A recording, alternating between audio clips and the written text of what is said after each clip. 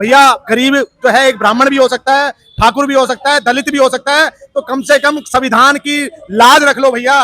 गरीबों के लिए आरक्षण बनाया गया था। जिस तरह से आज क्रीमी लेयर जो इस आरक्षण के मजे लूट रही है, जो बड़े लोग जिनको आरक्षण मिल गया और उनके ही परिवार को आरक्षण मिलता रहेगा, कम से कम इस पे तो आवाज उठा लो यार। तुम्हारे अंदर क्षमता है, तुम वास्तव में हितैषी हो SC ST OBC के तीनों के।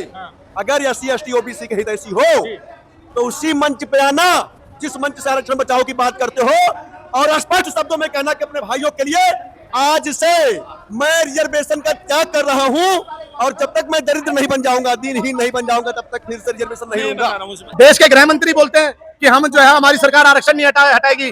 देश का वो राहुल गांधी लीडर ऑपोजिशन जो कहता है कि भैया हम जो है हमारी सरकार बनते ही हम सरकार आरक्षण और बढ़ा देंगे। तो भैया हम तो ढबली भी पीटते रहेंगे। हमारे बच्चे जो दिन रात भूत बन के पढ़ते रहते हैं, और जब उनकी रिजल्ट आने की बारी आती है, एडमिशन की बारी आती है, तो कहीं ना कहीं उनको आरक्षण के माध्यम से ठेंगा दिखा दिया जाता है। इनकी थी मूल निवासी थे ना, तो ऐसा नहीं कि हम पूरा सब कुछ खरीद लिया हम लोगों ने।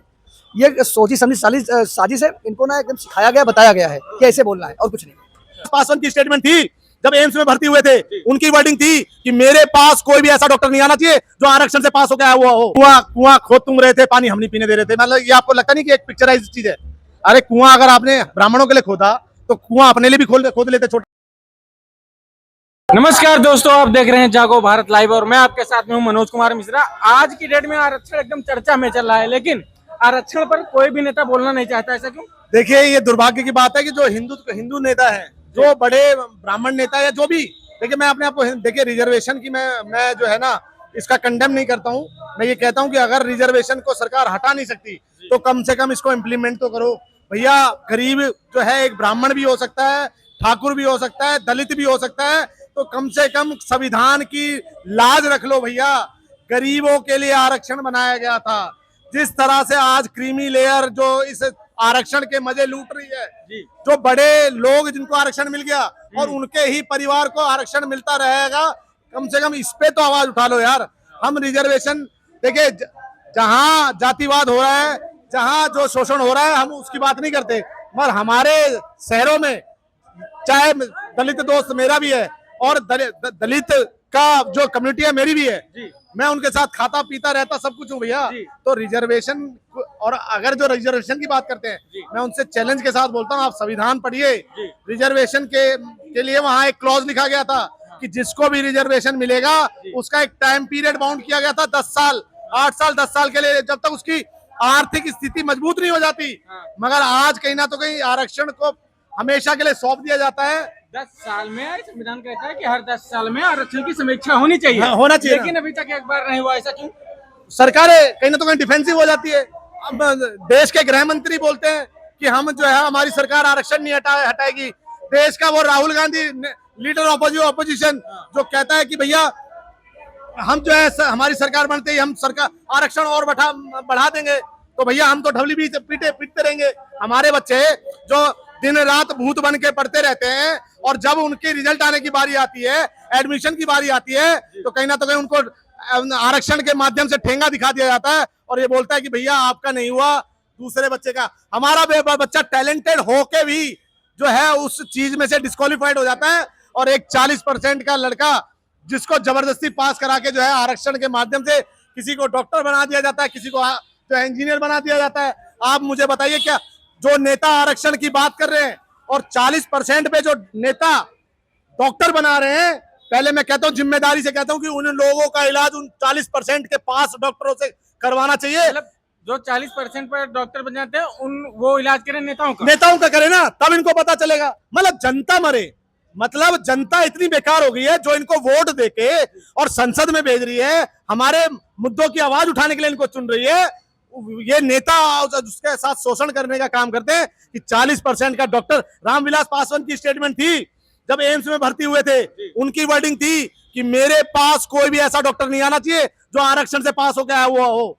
तो आप सोच सकते हैं कि जो 40% में डॉक्टर, WHO ने कमेंट किया है कि जो दिल्ली के, जो भारत के जो डॉक्टर है वो अयोग्य हैं। तो आप सोच सकते हैं कि भैया हमारे यहाँ पे डॉक्टर जो है योग्यता से नहीं बनते, हमारे यहाँ से आरक्षण से बनते हैं। हमारे यहाँ पे डॉक्टर जो बनता है वो आरक्षण से बनता है। और वो जो है सुई ठोकने के लिए बनता है गरीब आदमियों के, कि पिछवाड़े में उसके सुई ठोको और साले को मारो, यही चल रहा है। लेकिन अब मेरी बात सुनो, ये बहुजन समाज के लोग कहते हैं कि आरक्षण हटाने के बजाय एक बार जाति हटाओ आंदोलन कर लो। बिल्कुल हटना चाहिए, जाति हटाओ, बिल्कुल हटनी चाहिए। जात पात की करो विदाई, हिंदू हिंदू भाई भाई। और हमारे तो धीरेन्द्र शास्त्री बाबा, धीरेन्द्र शास्त्री हिंदुओं के गुरु, जिन्होंने यात्रा भी निकाली थी कि जात पात की करो विदाई, हिंदू हिंदू भाई भाई। जब तक हिंदू जातिवाद में बढ़ता रहेगा तब तक इसी तरह से कटता रहेगा। तो एक बात बताओ, ये लोग ये भी कहते हैं कि जितने ब्राह्मण समाज के लोग हैं अपनी बेटियों की शादी दलितों से करें। आप तो उस योग्य आइए, क्यों नहीं, हो नहीं रही है क्या, हो नहीं रही है क्या? आप मुझे बताइए कि अगर मैं वो डाटा निकाल के दिखा दूं तो क्या माफी मांगेंगे ये लोग? ब्राह्मण की लड़की भी दलित से शादी कर रही है और दलित का लड़का भी शादी कर रहा है। बताइए कहाँ जातिवाद रह कहाँ गया? बताइए क्या हो नहीं रहा है क्या? ठाकुर भी कर रहा है। मतलब एक डेफिनेशन दे दी कि शेड्यूल कास्ट का ही बंदा जो है उसको रिजर्वेशन मिलना चाहिए। क्या ठाकुर हो गया, बनिया हो गया, ब्राह्मण हो गया, क्या ये गरीब नहीं होते हैं क्या? एक टाइम का खाना खाने के बाद दूसरे टाइम को खाने के लिए सोचते हैं। ऐसे ऐसे लोग हैं जो भूत बन के पड़ते हैं और उनको पता चलता है कि आरक्षण के नाम पे मेरा शोषण हो रहा है। अभी आप बोल रहे हो कि जातिवाद खत्म होगा, बहुजन समाज के लोग बोल रहे हैं कि मंदिर का आरक्षण कब हटेगा? 100% ब्राह्मणों के पास है। किसे? ब्राह्मणों के आप योग्यता लेके आइए, आप ज्ञानों का योग्य लेके आइए। मैं कह रहा हूँ योगी आदित्यनाथ जी सबसे ज्यादा योग्य, जब सबसे ज्यादा जातिवाद का है उत्तर प्रदेश, बिहार और आपका राजस्थान, इन सब राज्यों में सबसे ज्यादा जातिवाद है। आप योग्यता लेके आइए और उसके बाद जो है आप नहीं, आपको नहीं बनाया जाएगा तब कहेंगे ना। इनको वही वाली बात, आपकी कहावत है कि ज्ञान नहीं झांट भर, जय भीम रात भर। ऐसी बात आप क्यों बोलते हैं? आपसे नाराज हो जाएंगे भीम आर्मी के लोग। अभी वाह, चंद्रशेखर रावण का आपने बयान सुना होगा कि अगर आरक्षण को उन्होंने छू लिया तो दिन में तारे दिखाएंगे। अरे ये कुछ भी नहीं करेगा, ये झाटू नेता है ये, ठीक है? ये कुछ भी नहीं करेगा, इसके पास की कुछ भी नहीं है। मैं कह रहा हूँ आरक्षण को छेड़ा नहीं जा रहा, आरक्षण को इम्प्लीमेंट हो रहा है और इम्प्लीमेंट होता रहना चाहिए, इम्प्लीमेंट होता रहना चाहिए। ये जब गोरखपुर में चुनाव लड़ा था, जब इसको पता कि जनता ने इसके जो है पिछवाड़े में डंडा घुसा दिया तो ये भक्के गया कहाँ पे, नगीना में। तो इसने इम्प्लीमेंट किया ना, तो ऐसा ही इम्प्लीमेंट हम भी सरकार से चाह रहे हैं कि भैया आप इसमें इम्प्लीमेंट करो, आप सुपरविजन करो कि क्रीमी लेयर के पास जब जिसके परिवार में एक बार आरक्षण मिल गया तो जब उसकी आर्थिक स्थिति सही हो गई तो उसको आरक्षण क्यों मिल रहा है? हम तो यही समीक्षा चाह रहे हैं। और अगर गरीबों के आधार पर जो है रिजर्वेशन दिया जा रहा है तो गरीब तो ब्राह्मण भी हो सकता है, ठाकुर भी हो सकता है, शूद्र भी हो सकता है, जैन भी हो सकता है, सब भी हो सकते हैं। तो फिर एक ही समुदाय को क्यों आरक्षण दिया जा रहा है? हम तो समीक्षा की बात कर रहे हैं। और ये आड़ू पाड़ू वाले से नेता से बात किया करो, ये इनके पास की कुछ भी नहीं है। ये दलितों के नाम पे शोषण करना जानते हैं, सिर्फ मुसलमानों को आगे बढ़ाना जानते हैं। अगर इतना ही हितैषी होता ना तो उत्तर प्रदेश में देखो हर दूसरा जो शोषण हो रहा है ना दलितों के साथ हो रहा है, जिनकी बहन बेटियों के साथ इज्जत लूटी जा रही है। एक बार भी देखिएगा, एक वीडियो आया था सोशल मीडिया पे जिसने कहा वीडियो कॉल पर कि भैया मैं दलित हूँ, दलित समाज से आता हूँ, मेरे भाई की गर्दन काट दी कुछ मुसलमानों ने। बताइए क्या एक्शन लिया? एक बार भी आवाज नहीं उठाई। किसको बोल रहे हैं? किसने एक्शन नहीं लिया? चंद्रशेखर रावण। बताइए कितनी बार लोकसभा में आवाज उठाई? वो तो यार दलितों का, अरे दलितों का नेता नहीं है, माजिद कन्वर्टेड लोग हैं। पहले माजिद खान था, आज चंद्रशेखर रावण बन के घूम रहा है। चंद्रशेखर रावण खान थे पहले, माजिद और क्या, माजिद खान नाम था पहले। और ये मानसिक खतरा कराए हुए लोग हैं जो आज लोगों का माइंड वॉश करने के लिए जो है चंद्रशेखर रावण बन गए। सेकंड बात ये भी दलित समाज के लोग नहीं, पूरा बहुजन समाज बोल रहा है कि 85% हूँ, लड़ाई यार पार की हो जाएगी अगर आरक्षण का तुमने आप बोल दिया। अगर आरक्षण को टच भाई देखो आर पाई के जब मेरे घर के ऊपर बात आएगी तो क्या तुम 85 हो, चाहे 55 हो, चाहे 100 हो, भाई लड़ता तो इंसान आखिरी दम तक है। तो लड़ेगा तो भाई फिर हिंदू भी, भाई हम तो अपने आप को हिंदू ही कह रहे हैं और आज भी हम कहते हैं कि अगर आरक्षण खत्म होना चाहिए तो जातिवाद भी खत्म होना चाहिए। हम तो फेयर बातें कह रहे हैं, मगर अगर तुम लड़ने की बातें करो तो चूड़ियां एक समय हमने भी नहीं पहनी है। तो मतलब जो अपने नाम के पीछे टाइटल लोग लगाते हैं, जैसे मिश्रा हो गए या राजपूत हो गए, आप दीपक झा हो गए या जिनने भी, तो मैं दीपक हिंदू लिखवा लूंगा। हिंदू लिखवा लूंगा, टाइटल हट जाएगा, बिल्कुल हटवा देंगे। मतलब सरकार आज जो है बिल्कुल जिम्मेदारी से बोले कि हम रिजर्वेशन खत्म करेंगे। हम कहते हैं कि हम जो है जातिवाद खुद खत्म कर देंगे। मैं अपने नाम के आगे जो है, नाम के पीछे दीपक हिंदू लिखवा लूंगा। अमित शाह जी का बयान आपने सुना था? नहीं सुना था? अमित शाह जी ने स्पष्ट बोल दिया कि अगर कोई आरक्षण हटाने का प्रयास करेगा फिर वही उसको खुद हटा। आप हटवाने पे क्यों जोर दे रहे इतना? भाई हम क्या कह रहे हैं, हम ये कह रहे हैं कि अगर आरक्षण हट नहीं सकता, क्योंकि जैसा आपकी अध्ययन ने कहा कि कई गांव कस्बे में अभी भी वो चीजें हो रही हैं, तो एटलीस्ट हट नहीं सकता तो उस पे चर्चा करके भैया उसको इम्प्लीमेंट तो करो।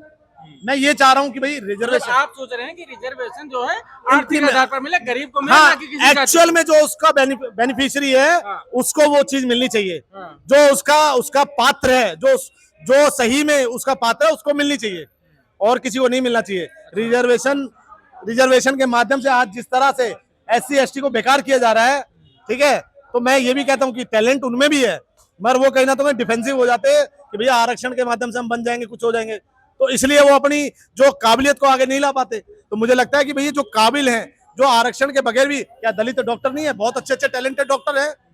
आप गंगाराम चले जाओ, आप दीनदयाल चले जाओ, बहुत बड़े बड़े हॉस्पिटल है भाई, जो ऐसे डॉक्टर हैं जो है SC ST वाले डॉक्टर हैं, जो आरक्षण को त्याग के आगे बढ़े हैं, जो नहीं ले रहे आरक्षण की भैया हम अपनी काबिलियत पर बढ़ेंगे, तो ऐसे भी डॉक्टर हैं। तो मुझे लगता है कि आरक्षण में अगर सरकार नहीं हटा सकती तो कम से कम इम्प्लीमेंट होना चाहिए। बट कुछ लोग ऐसा बोल रहे हैं कि ये लोग इतने हमसे मतलब दूर रहते हैं, मंदिर में नहीं जाने देते, घोड़ी पर नहीं चलने देते, तो ये सब चीजें कैसे खत्म होगी? अरे यार अब कहानी ब्राह्मण और ठाकुर सोशल वही बात है ना कि 500 साल से पानी नहीं पीने दिया, कुआं खोद तुम रहे थे, पानी हम नहीं पीने दे रहे थे। मतलब ये आपको लगता नहीं कि एक पिक्चराइज चीज है?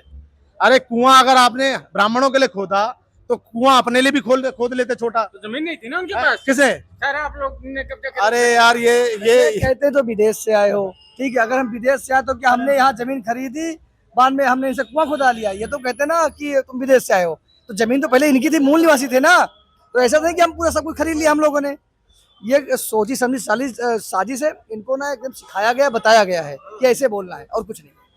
अच्छा, तो मतलब आरक्षण जो है वो किस आधार पर होना चाहिए आपके हिसाब से? वो जैसे भाई ने बोला, आर्थिक आधार बोला भाई ने, आर्थिक आधार होना अच्छा, चाहिए। आप अभी बोल रहे थे कि पानी पीने वाली बात जो आप बोल रहे थे कि 5000 साल तक आपने शोषण नहीं किया है क्या? अरे देखिए, हमने कोई शोषण नहीं किया।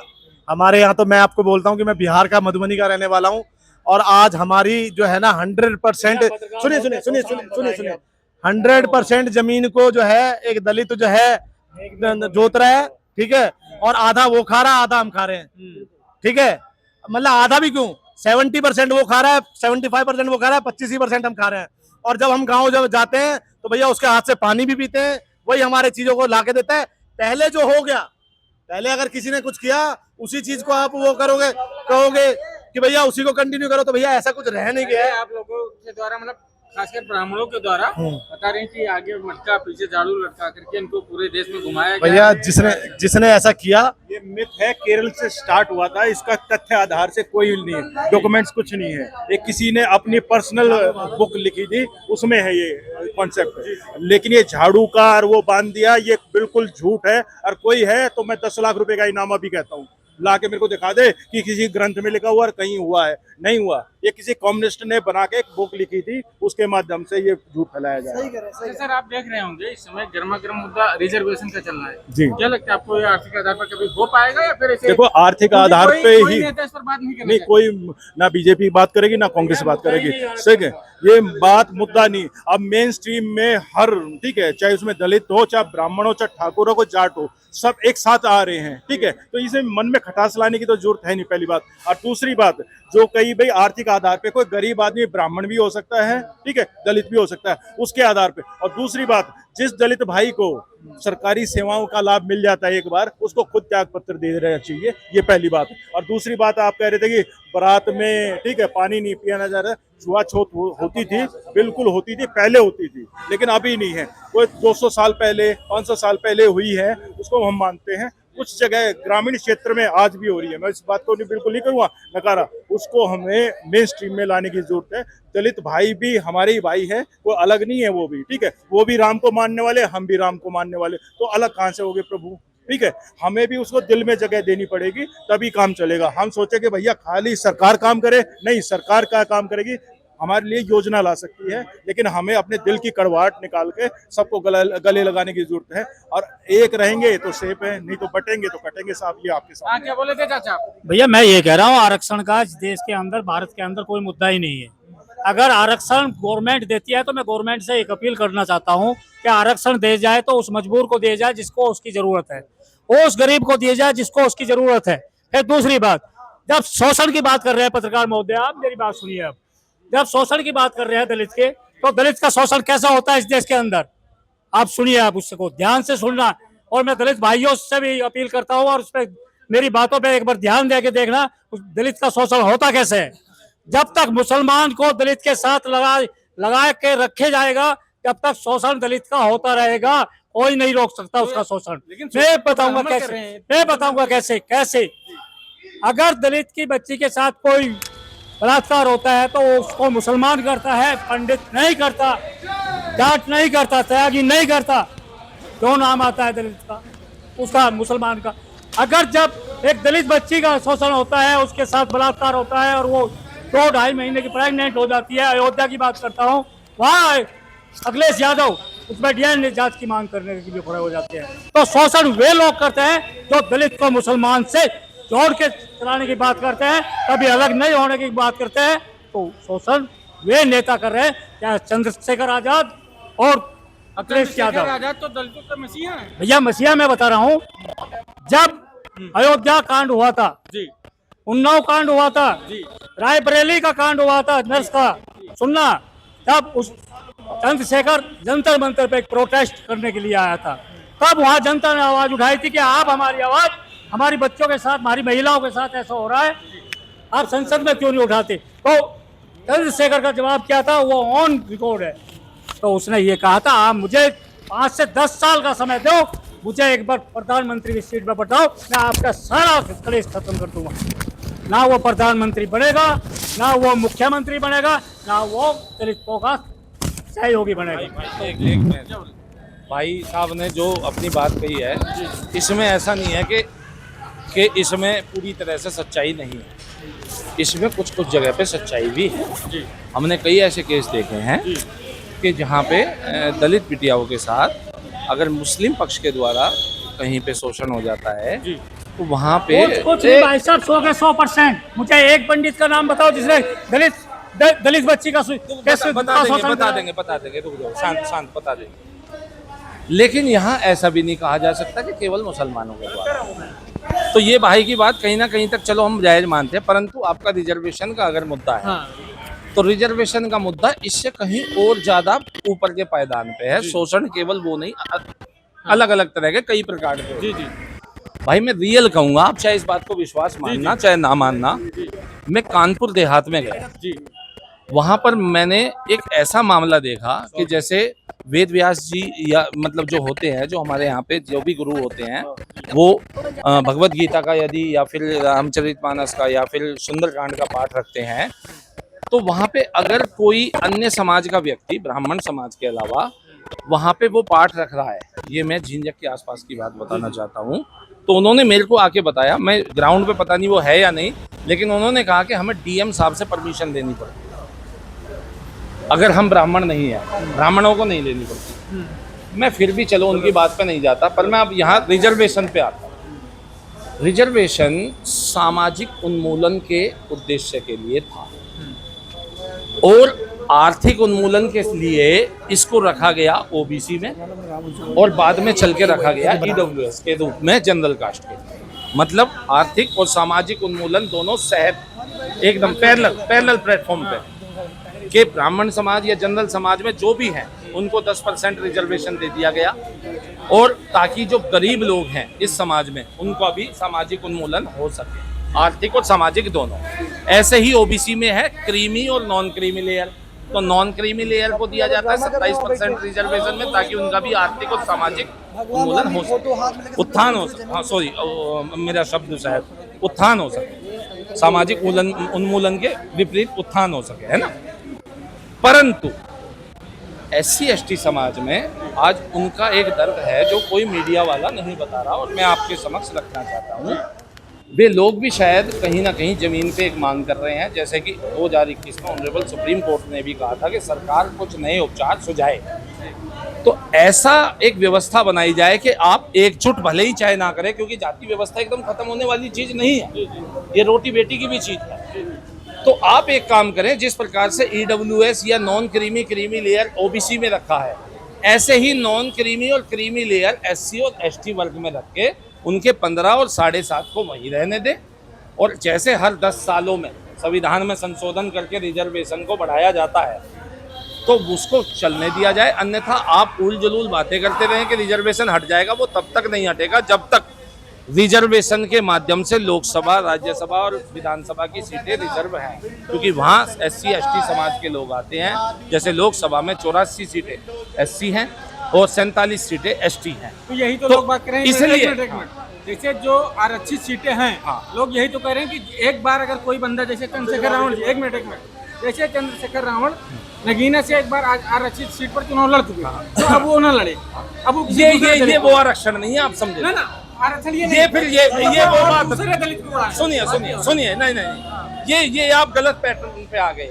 यहाँ पे आरक्षण का मतलब ये नहीं है, वहाँ आरक्षण का मतलब ये है आप लड़ रहे हैं, आप एक पार्टी से लड़ रहे हैं, उस पार्टी का वो इंटरनल विषय है कि वो टिकट किसको दे रही है। आप SC समाज के, आप दूसरे सिंबल से लड़ रहे हैं, कौन मना कर रहा है आपको? ये रिजर्वेशन का मैटर नहीं है। ऐसे तो आप ये कह देंगे कि भाई अमित शाह जी या मोदी जी जिस सीट से लड़ रहे हैं उससे दोबारा ना लड़े, ये ऐसा नहीं। दूसरी बात, एक मिनट, दूसरी बात, क्या चंद्रशेखर रावण जी को, अखिलेश यादव जी को, नरेंद्र मोदी जी को, अमित शाह जी को, रामविलास पासवान जी के बेटे चिराग पासवान जी को आरक्षण की जरूरत है? किनको? जितने भी नेता हैं, ओबीसी या जनरल समाज, बिल्कुल नहीं है, लेकिन लिए बैठे हैं जबरदस्ती का। यही रीजन है ना कि जितने डॉक्टर, मास्टर, इंजीनियर हैं, हाँ, ओबीसी। तो इसीलिए मैं कह रहा हूं कि हर वर्ग का जो 15, 7.5, 27 और 10% है, उसमें आप क्रीमी और नॉन क्रीमी का प्रोविजन डाल दो कि नॉन क्रीमी लेयर को मिलना चाहिए, उनका दिल भी संतुष्ट हो जाएगा। SCO को मिलेगा 15% मिलेगा, लेकिन नॉन क्रीमी मिलेगा।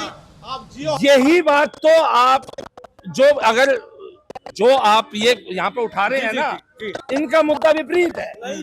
सुनिए यहाँ पे भैया मैं बता रहा हूँ, यहाँ कुछ लोगों से आप बात करेंगे तो वो केवल सामाजिक बनाम आर्थिक चले जाते हैं, सामाजिक सह आर्थिक नहीं जा रहे हैं, जबकि हमें सामाजिक सह आर्थिक जाना चाहिए ताकि लोगों को जो दलितों का शोषण हो रहा है, SC ST OBC का भी बताता हूँ मैं आपको, बिल्कुल उस पर कोई भाई साहब बात नहीं कर रहा। जितनी भी कैटेगरियां हैं हमारी SC ST OBC की, ये इसका लाभ मुस्लिम वर्ग को दे दिया है, कोई चुप नहीं, सब चुप बैठे। क्यों है भाई साहब? बंगाल में ममता बनर्जी ने किया, ठीक है, जितने भी SC ST के साथ उनके ये भी जोड़ दिए। क्यों जोड़ दिए भाई?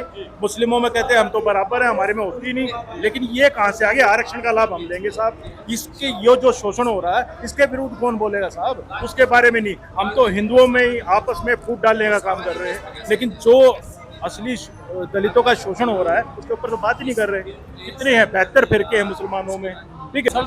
समाज के लोग नहीं, ऐसा कुछ नहीं है। आज की डेट में सब बहुजन समाज के लोग यही कहते हैं कि ब्राह्मणों ने बहुत शोषण, वो भ्रमित हैं, क्योंकि यहाँ पे क्या, जैसे क्या नाम था, जोगेंद्र दास मंडल जैसे भ्रमित करके वहाँ पे गए थे ना कि मैं अम्बेडकर बनूंगा। साहब कहाँ का? पाकिस्तान का। क्या हुआ? क्या हश्र हुआ? उनको भाग के उल्टा कलकत्ता आना पड़ा कि मुसलमान के साथ कोई नहीं रह सकता। उस टाइम रहोगे वो ऐसा माहौल क्रिएट कर देगा, आपको भागना ही पड़ेगा। और ये आज जय भीम जय मीम का नारा लेके अपना दलित समाज इनके पीछे जा रहा है, इनका साथ भी यही होगा, ठीक है। एक नहीं रहेंगे तो सब कटेंगे। माजिद खान आज चंद्रशेखर रावण बन के बैठा है, किसी ने क्वेश्चन किया भैया? चंद्रशेखर रावण मुसलमान है? माजिद खान नाम है इसका, इसमें तो और क्या, आप कहीं भी तथ्य पे आ जाओ। बड़ी बात बोल रहे हैं आप। बहुत बड़ी बात, माजिद खान नाम है भाई साहब, कौन सा है? और क्या कन्वर्टेड है? देखो ऐसी कोई आधिकारिक पुष्टि हमने आज तक, अपने आधिकारिक पुष्टि ऐसी कहीं। आप क्या बता रहे थे भैया? देखिए मैं ये कहूंगा, रिजर्वेशन को लेकर जब बात हो रही है तो मैं ये कहूंगा कि जैसे देखिए मान लीजिए सामान्य तबका है वो कह रहा है कि आरक्षण हटाओ, और वहीं जो दलित तबका है, OBC तबका, वो कह रहा है कि आरक्षण बढ़ाओ, हम हटने नहीं देंगे, हमारा जन्मसिद्ध अधिकार है। तो उन्हीं दलित और जो है OBC तबके से मैं भाई विनम्रता पूर्वक निवेदन करूंगा आपके वीडियो के माध्यम से, चैनल के माध्यम से, कि भैया दलित और OBC तबके जो आप लोग आर्थिक स्थिति में कहीं कहीं आगे बढ़ गए हो, तो आप लोग उसी मंच पे आना। उनका भी आरक्षण है, नहीं आरक्षण दिया पर व्यवस्था 40.5%। मैं पूरी बात कह लूं अपनी, उसी मंच पे आना जहां से आप आरक्षण बचाओ की बात करते हो, और कहना कि मैं आज से, चूंकि मैं सक्षम हो गया हूं, आज से मैं आप लोगों के लिए, सवर्णों के लिए नहीं, अपने समाज के लिए, सवर्णों के लिए नहीं, अपने समाज के लिए, OBC के लिए, SC के लिए, ST के लिए अपने रिजर्वेशन का त्याग कर रहा हूं। और न राजनीति में, न व्यावसायिक क्षेत्र में, ना संवैधानिक व्यवस्था में मैं मैं जो है रिजर्वेशन का ये लाभ भाई नहीं साहब की लूंगा। बात से मैं दिल से मुरीद हो गया। भाई साहब ने कहा अगर मैं 80 समाज से हूं और मान लीजिए मैं गजेटेड अधिकारी लग गया, मैं भाई साहब मैं आपसे लूंगा नहीं रिजर्वेशन अपने बच्चों को। क्यों? मैं एक हैंडसम सैलरी पैकेज ले रहा हूँ पब्लिक अगर फंड में से, मैं अपनी बात पूरी पब्लिक करूंगा, फंड में से ले रहा हूँ। मैं अपनी बात पूरी करूंगा। अगर तुम्हारे अंदर क्षमता है, तुम वास्तव में हितैषी हो SC ST OBC के तीनों के, अगर SC ST OBC के हितैषी हो तो उसी मंच पे आना जिस मंच से आरक्षण बचाओ की बात करते हो, और स्पष्ट शब्दों में कहना कि अपने भाइयों के लिए आज से मैं रिजर्वेशन का त्याग कर रहा हूं, और जब तक मैं दरिद्र नहीं बन जाऊंगा, दीनहीन नहीं बन जाऊंगा, तब तक फिर से रिजर्वेशन नहीं मैं होगा। बता रहा हूं उसमें। हाँ सुन, हाँ क्या 15% यदि SC का है हमेशा रहने दो, हमें कोई आपत्ति नहीं है, लेकिन किसे मिले? जो गरीब है। ऐसे ही 27% का OBC है, वो नॉन क्रीमी लेयर के लिए ही है, उसमें प्रावधान है। ST को भी 7.5% में गरीबों को मिलना चाहिए, जैसे EWS को जनरल में मिल रहा है। परंतु यही तो मोदी सरकार नहीं करेगी। यहाँ विपक्ष पे नहीं है, यहाँ खेला ही सरकार पे है, कोई नहीं करना चाहती है। सुनो, पंजाब में ठीक है पगड़ी वाले सरदार मिलेंगे आपको, दूर से देखेंगे भाई सरदार सरदार जी आ रहे हैं, लेकिन असल में ठीक है कुछ वो भाई दलित थे जिन्होंने आज की डेट में ईसाई धर्म कबूल कर लिया साहब, तो उनको फिर SC कैसे रह गए साहब? वो कैसे रह गए ना बताओ? वो तो शोषण कर रहे हैं, इस बार के बारे में कोई बात नहीं कर रहा। ठीक है, मैं ईसाई का भी फायदा लूंगा और मैं SC ST का भी फायदा लूंगा, तो ये तो शोषण किसके साथ हो रहा है? ये रही जनता की राय। आगे आप लोग कमेंट सेक्शन में अपनी प्रतिक्रिया जरूर दीजिएगा। आप सभी का बहुत बहुत धन्यवाद।